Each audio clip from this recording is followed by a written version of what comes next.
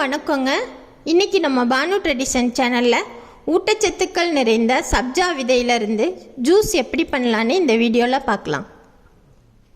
இப்போ நம்ம 2 tumbler juice தயாரிக்கிறதுக்கு 2 ஸ்பூன் சப்ஜா விதையை தண்ணியில் ஊற வச்சுக்கணும்.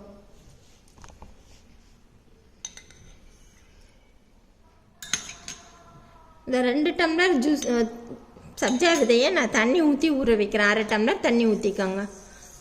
15 நிமிஷம் ஊறணுங்க.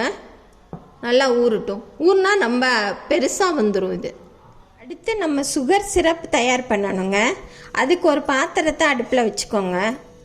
1 டம்ளர் சுகர் எடுத்துக்கோங்க. அதில் பாதி டம்ளர் தண்ணி எடுத்துக்கணும்.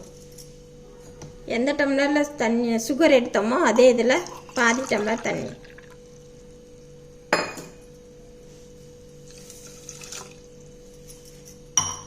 இப்போ அடுப்பு பற்ற வச்சுக்கலாம். சுகர் நல்லா கரையிட்டுங்க. ஒரு 5 நிமிஷம் கொதிச்சா போதும். இது பாகெல்லாம் வர வேண்டாம்.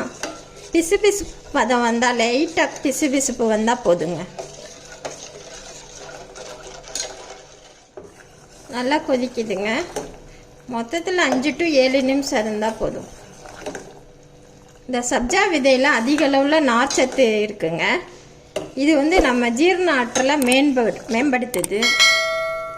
குடலில் புண்ணு இருக்கவங்களுக்கு, அல்சர் இருக்கவங்களுக்கு இந்த சப்ஜா விதை ரொம்பவும் யூஸ்ஃபுல்லாக இருக்கும்.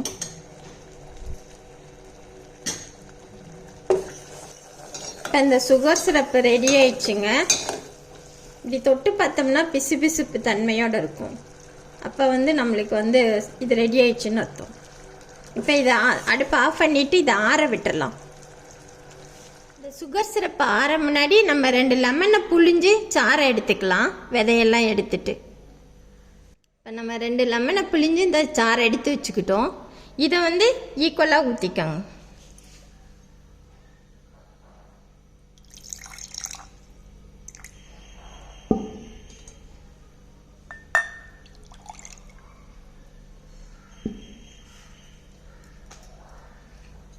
இப்போ பாருங்கள், சப்ஜா விதை எவ்வளோ நல்லா ஊறி வந்திருக்குன்னு. இது 2 ஸ்பூன் சேர்த்துக்கலாம்.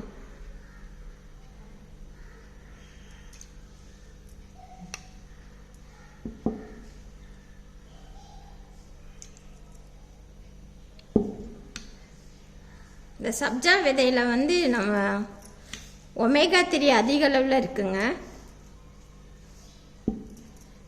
இது வெயிட் லாஸ் பண்ணணும்னு நினைக்கிறவங்க இது அடிக்கடி சாப்பிட்டு வரலாம். ரத்தத்தில் சர்க்கரையோட அளவையும் சப்ஜா விதை கண்ட்ரோல் பண்ணுது. ஆனால் சுகர் இருக்கவங்க இந்த சுகர் சிரப்பை தவிர்த்துடுங்க.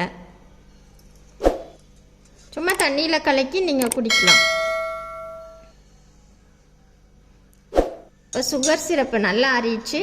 அதில் 2 ஸ்பூன் நான் சேர்த்துக்கிறேன்.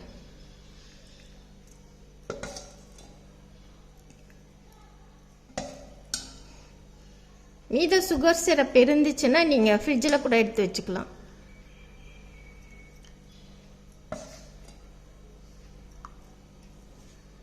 இதோட நம்ம தேவையான அளவு தண்ணி சேர்த்துக்கலாம்.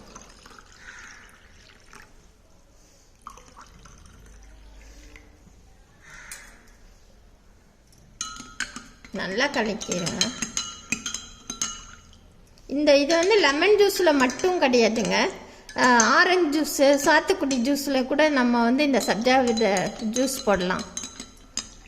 ரொம்ப ஹெல்த்தியாகவும் டேஸ்ட்டாகவும் இருக்கும்.